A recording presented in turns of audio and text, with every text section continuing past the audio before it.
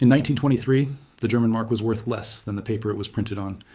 At the peak of the hyperinflation crisis, a single US dollar could buy 4.2 trillion marks. People were burning currency for heat because it was cheaper than firewood. A loaf of bread cost billions. Savings built over lifetimes evaporated in weeks. This is the moment Albrecht Schnitzler decided to start a manufacturing business. In a bakery basement, in a small city in Baden-Württemberg called Nürtingen, with whatever materials and machinery he could assemble in a country where the economy had completely disintegrated, Schnitzler founded the company that would become Metabo. Not because the conditions were favorable, because the conditions were the worst possible, and he started anyway. 100 years later, the company's global headquarters are still in Nürtingen. The city in Baden-Württemberg is still there.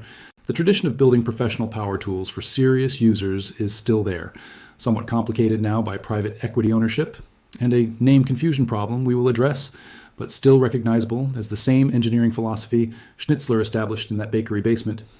This is the story of Metabo, one of the least known and most interesting company histories in the professional power tool market. Let us start from the beginning. The full company name in 1924 was Metalwarenfabrik Schnitzler und Schiegerle, which translates roughly as Schnitzler and Schiegerle's Metal Goods Factory. The name they actually used was compressed from those words into a usable shorthand, Metabo. The original product was not a power tool. It was a metal capsule, a precise, small manufactured object used in pharmaceutical applications. Die-cast metal containers for medicine. The choice of this product tells you something important about how the company was thinking. In a devastated economy with no consumer confidence and no industrial infrastructure to speak of, they chose a product that required precision manufacturing and served a functional need regardless of economic conditions. People need medicine regardless of whether the currency is stable. By the late 1920s, as Germany's economy was beginning to stabilize under the Dawes Plan and American investment was flowing in, Metabo had expanded beyond medical capsules and was producing portable electric tools.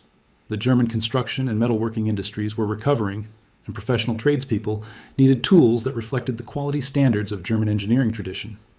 Metabo positioned itself from the beginning in that professional market. Then came the 1930s, the rise of the Nazi government, the reorientation of German industrial production toward rearmament, and eventually the Second World War.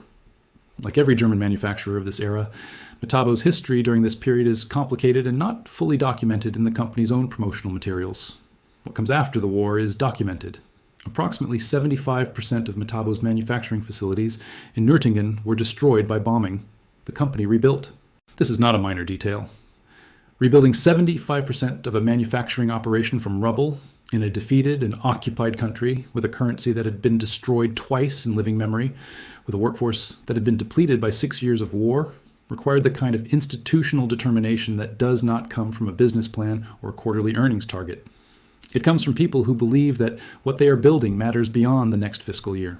Metabo rebuilt in Nürtingen, the same city, the same commitment to professional metalworking tools, and within a decade of that destruction, the company produced the innovation that established its technical reputation. The year was 1957, 14 years after the Allied bombing campaign destroyed most of what the company had built. And Metabo introduced the first commercially mass-produced impact drill, not the first electric drill. Electric drills existed. Not the first hammer mechanism in a tool. Industrial hammers existed. The specific achievement was combining a percussion mechanism, a mechanism that drives the drill bit forward in rapid hammer blows while also rotating it, into a portable, handheld, mass-produced tool that could be sold to professional tradespeople for regular on-site use. The context for why this mattered. Post-war Europe was rebuilding cities made largely of concrete, Roman concrete, reinforced concrete, precast concrete. The new infrastructure of recovery-era Europe was concrete construction at an unprecedented scale. Drilling into concrete with a rotary drill is slow, damaging to bits, and often simply inadequate for larger fixings. A hammer drill that combined rotation with percussion could drive fixings into masonry at speeds and with a reliability that rotary drilling alone could not match. Metabo was first to bring this capability to a mass-produced professional portable tool. The technical achievement established the company as an innovator, not merely a competent manufacturer of existing tool designs.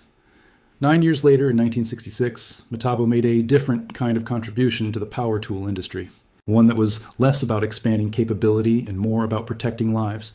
The S automatic safety clutch for angle grinders. Angle grinders are among the most dangerous handheld power tools in regular professional use. They operate at very high rotational speeds, often in excess of 10,000 RPM. They cut through metal, concrete, and masonry with abrasive or cutting discs, and they are prone to a specific failure mode called kickback. Kickback happens when the rotating disc catches on a surface, a binding cut, a piece of material shifting, an edge that grabs the disc unexpectedly. When the disc catches, the rotational energy of the motor, the gearbox, and the disc itself has to go somewhere. It goes into the tool.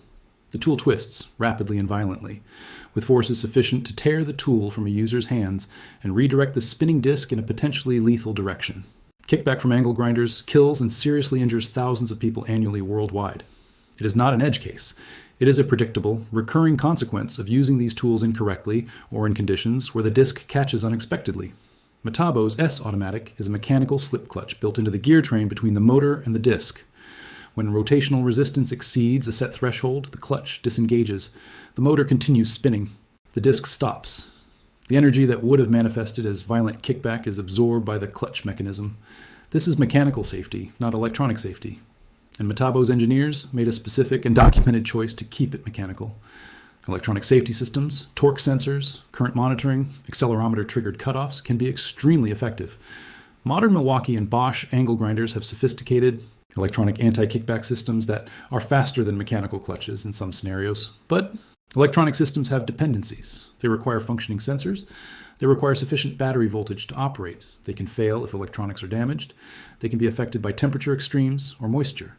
And they need power to work, which means they are potentially less reliable in a tool that has been run hard, that has a marginal battery, or that has been exposed to the conditions that professional metalworking environments routinely create. A mechanical clutch has none of these dependencies. It is spring tension and a clutch mechanism. It works identically, whether the tool is new or 20 years old, fully charged or at low voltage, warm or cold, wet or dry. The physics of the mechanism are fixed. The safety is built into the machine, not into the electronics monitoring the machine. This engineering philosophy, building safety into the physics of the tool rather than onto the electronics of the tool, is a consistent thread through Metabo's design approach across 6 decades of product development. It is not a universal truth that mechanical is always better than electronic. Milwaukee's kickback brake. Electronic system for angle grinders is faster than mechanical clutches and has prevented serious injuries, but Metabo's choice reflects a specific position. For professional users in harsh environments, mechanical reliability is more dependable than electronic reliability, and for that customer, mechanical safety is the right priority.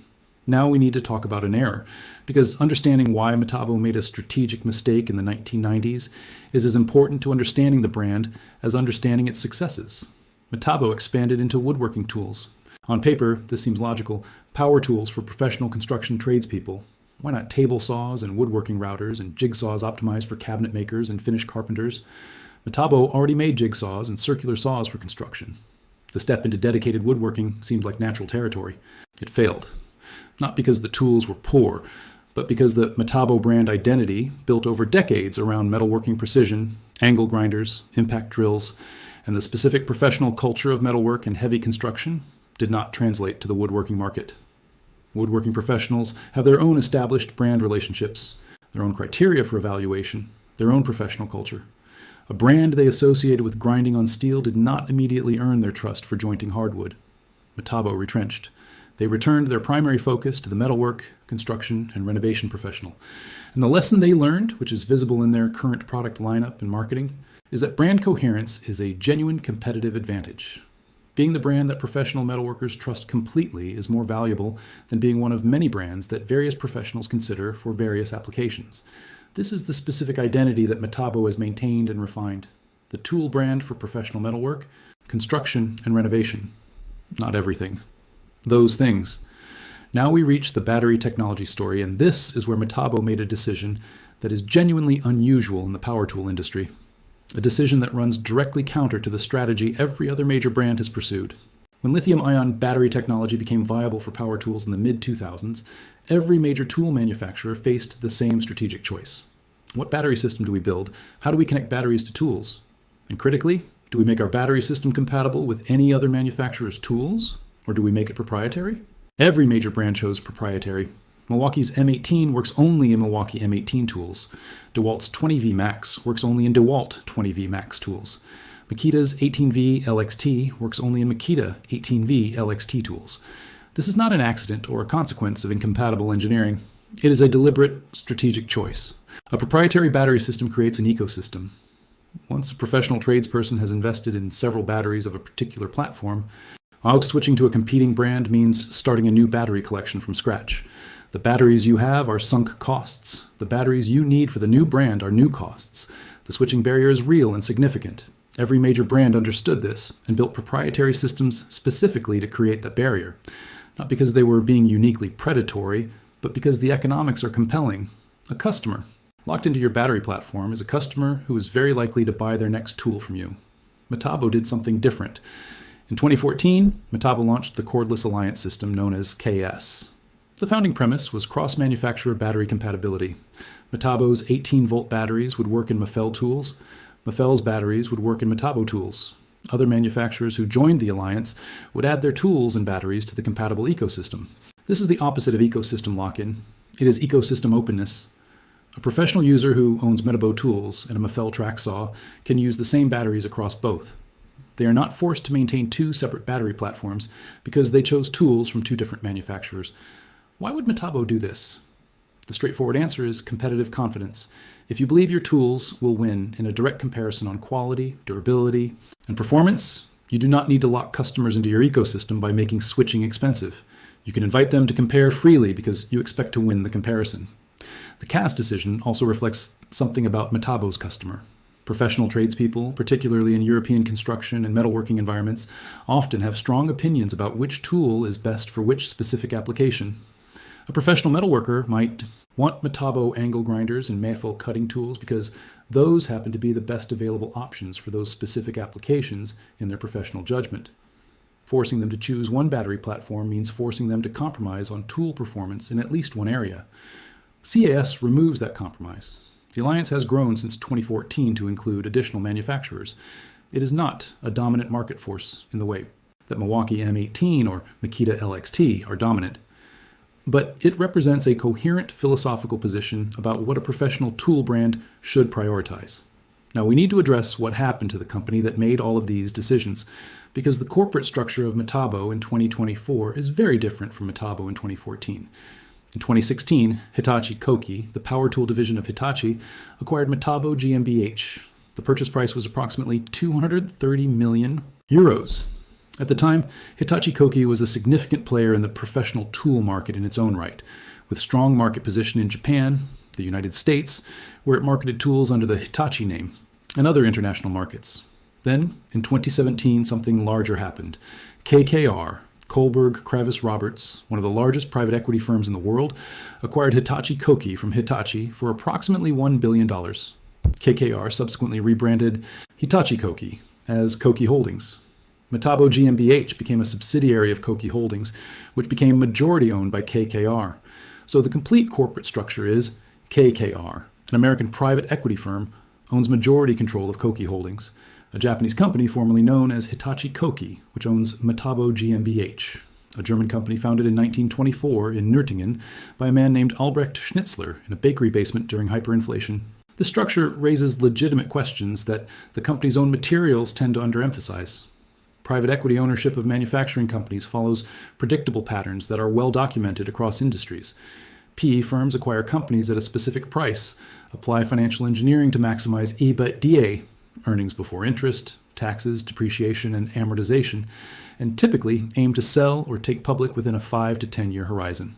The optimization for EBITDA can conflict with the long-term engineering investment that builds durable brand reputation. Metabo's reputation was built over a century by an engineering culture that was willing to invest in mechanical safety clutches in 1966 because it was the right thing to do for professional users, not because it maximized short-term margins.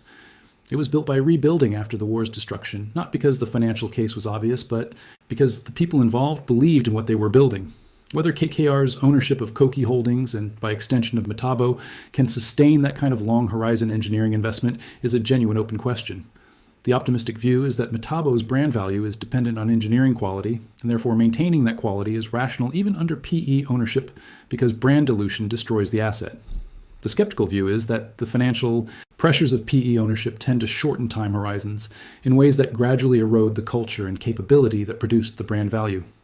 What can be observed empirically is that Metabo's product development has continued at a reasonable pace. Under the new ownership structure, the CAS alliance has been maintained and expanded.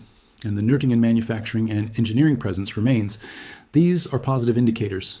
Whether they will persist through KKKR's eventual exit from this investment is something only time will reveal. Now let us address the confusion problem, because if you shop for Metabo tools in North America, you will encounter two completely different things sharing a name. There is Metabo, and there is Metabo HPT. These are not the same company, the same product line, or the same engineering heritage. Metabo HPT is the rebranded former Hitachi power tool line. When KKR acquired Hitachi Koki and rebranded it as Koki Holdings, the company needed a way to continue selling the former Hitachi tool line in North America. Hitachi had agreed to stop using the Hitachi brand for power tools in North America as part of licensing arrangements with its former parent company. The solution Koki Holdings chose was to attach the Metabo name to the former Hitachi products, Metabo HPT. The tools sold as Metabo HPT in North America were designed by what was formerly Hitachi Koki's Japanese engineering team. They have different design DNA, different manufacturing history, different engineering tradition, and different product philosophy from genuine Metabo tools. The German engineering heritage, the 1957 impact drill, the 1966 S automatic clutch, the cast battery alliance, the century of Nürtingen manufacturing. None of this applies to Metabo HPT. Metabo HPT is a good tool brand on its own terms. The former Hitachi tool line had an excellent reputation for quality and innovation, particularly in fastening tools. Hitachi's framing nailers and brad nailers were consistently rated among the best available in professional construction markets. The Hikoki branded tools, the brand name used in markets outside North America, are professional grade and respected in their own right. But they are not Metabo. They carry the Metabo name because of a corporate rebranding decision made by their private equity owner, not because of any engineering or historical connection to the German company in Nürtingen. A professional buyer in North America needs to know this. When you search for Metabo angle grinders and encounter two different product lines at different price points with different tool designs, the distinction matters. The German origin Metabo tools carry the engineering heritage, the S automatic clutch philosophy, the cast battery compatibility, and the century of professional metalworking specialization. The Metabo HPT tools carry a different, also respectable but distinct, engineering tradition inherited from Hitachi Koki's Japanese product development. Knowing which is which requires understanding the corporate history, and that corporate history is not prominently displayed in any retail environment. Let us return to where we started, Nürtingen, Baden-Württemberg, 1924. A bakery basement. A man who decided to start manufacturing during hyperinflation because the conditions being bad was not a reason to wait. The tools that came out of that decision and the 100 years of engineering decisions that followed have a specific identity, professional grade, metalwork focused, safety integrated into the physics of the machine, not just into electronics that monitor the machine, battery platforms built on open compatibility rather than proprietary lock-in, a willingness to learn from strategic mistakes and return to the core professional identity that the brand's reputation is built on. The private equity acquisition raises legitimate questions about whether that identity can survive the financial pressures of ownership by a firm whose primary obligation is to its investors rather than to the 100-year engineering tradition it now controls. Those questions are worth asking and worth watching. But for now, in 2024, in Nürtingen, the engineering team that maintains the S automatic clutch and contributes to the KS Alliance and designs angle grinders for professional metalworkers is still there. The manufacturing presence in Germany is still there. The professional focus is still there, whether it is the bakery basement or the brewery that came after it, or the destroyed and rebuilt factory that came after that. Metabo has survived worse conditions than private equity ownership.